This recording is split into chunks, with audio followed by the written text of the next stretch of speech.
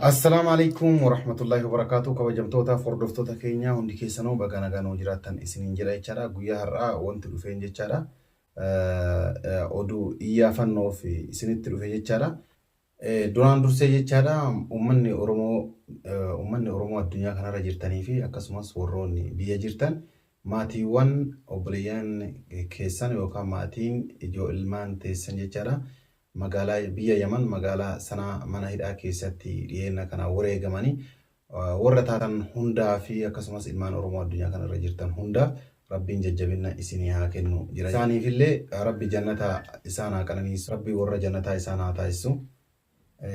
Kanatti aansuudhaan jechaadha ilmaan Oromoo mana hidhaa keessa turan jechaadha. Hedduun isaanii hanga isaan wareegamanii kaaniin booda hedduun gadhiifamanii jiranii. Hedduun ammoo gara Adan darbatamanii jiran jechaadha. Gara magaalaa Adan iddoo jedhamutti jechaadha.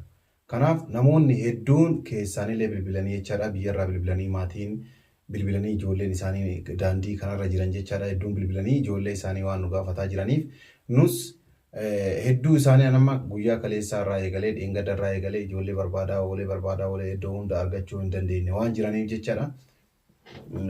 Waan jiraniif namoonni odeeffannoo mana hidhaa yeroo manni hidhaa gubatu mana san keessaa baatan ijoolleen baatan jechaadha. Dirqama warra keessanii bilbiluu qabdanii maatii keessan dubbisuu qabdan jechaadha. Warri mana hidhaa san keessaa baatan bahuu keessaniif maatii keessan dubbisuu qabdan. Yoo maatiin keessan hin dubbisne maatiin keessan akka waan isin amrii taatanitti ofii cinqamaniiti kan isinillee amriin ta'in cinqamanii cinqaa kana keessa waan jiraniif jechaadha.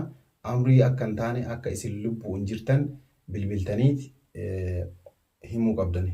Takka lammaffaa immoo obboleeyyan teessan hiriyoota teessan yeroo isin mana hidhaa keessa jirtan kan kubatanii amrii ta'an warra dhibbaan dhibbatti beektan maqaa isaanii akka nu eertan garanumaan isin beeksifna jechaadha. Maatiin isaanii akka barbaadatuuf. Anis gara kootiin jechaadha anis gara kootiin namni isin gaafachuuf dhufe kun jechaadha. Seifuu Ayyuub jedhama. Godina Arsii Lixaa aanaa haadha abbaati. Naannoo san dhalataa naannoo saniiti. Seifuu jedhama. Namni argitan jechaadha suuraa isa kanaati jechaadha. Ka xiyyaan itti gaddeebi'ee jiru suuraa isa kana. Seifuu Ayyuub jedhama jechaadha. Lakkoofsa ani isinii kennu kanaan jechaadha naa bilbiltanii akka naa himtan isiniin jechuu barbaada. Yoo naannoo Adanillee jiraate jechaadha. Yoo warri ibidda san keessa turtan hedduu isaanii gaafadhee jira. Gurbaan kun lubbuun baheera waan naan jedhaniif jechaadha. Bahee garana deebi'ee isaa waan hin argineef amrii ta'uu isaallee waan hin argineef jechaadha. Barbaadee waan dhabeef akkanaaf iyyaafattan iddoo argitanitti akka namni naa hime jechaadha. Galata guddaa akkana biraa qabdan garanumaan isin gaafadha jechaadha. Lakkoofsi bilbila kootii 777 48 333 dhubbitti isaa 5 jechaadha. Kanaan naa bilbiltanii jechaadha. Kanaan naa bilbiltanii kanaan waasappii waan hin qabne jechaadha. Qajeellootti kanaan naa bilbiltanii hin argachuu dandeessanii. Isaafillee yoo isallee argitanii jiraattan yoo isin birattillee hattawaallee ta'ee jiraate yoo dhukkubsattillee jiraate akka naa himtan adaraa maqaa rabbiitiin isin gaafadha jechaadha. Kabajamtootaaf hordoftoota keenya jechaadha. Gurbaa kana akka naa himtan isiniin jechuu barbaada. Gara biraatiin ammoo namoonni hedduun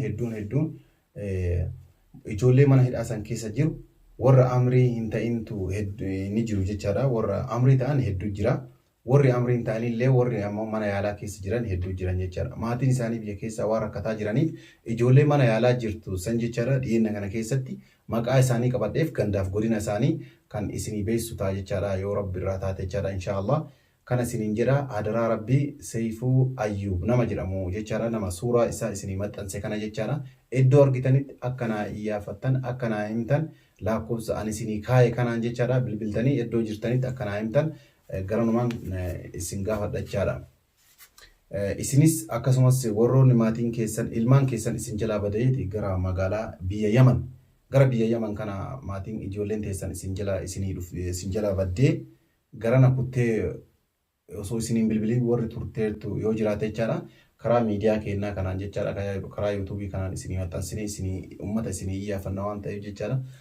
Lakkoofsuma amma isinii kaa'e kanaan bilbiltanii ijoollee keessan akka gaafattan akka isinii barbaaduu danda'a jechaadhaan gara biyya Yaman magaalaa sanaa kana keessatti jechaadha. Kana Seifuu Ayyuu akka naa barbaadan garanumaan isin gaafadha. Baay'ee gaddinee jirra jechaadha. Uummata biyya kana keessa dhumeef baay'ee gaddinee jirra. Homaa godhuu hin dandeenyu biyya namaa keessa jirra. Waan takka godhuu hin dandeenyu. Uummanni Oromoo hundaaf ammallee irra deebi'ee uummata Oromoo hundaaf jajjabina isinii hawwaa jedha. Assalaamu alaikum wa rahmatullahi wa barakaatuh.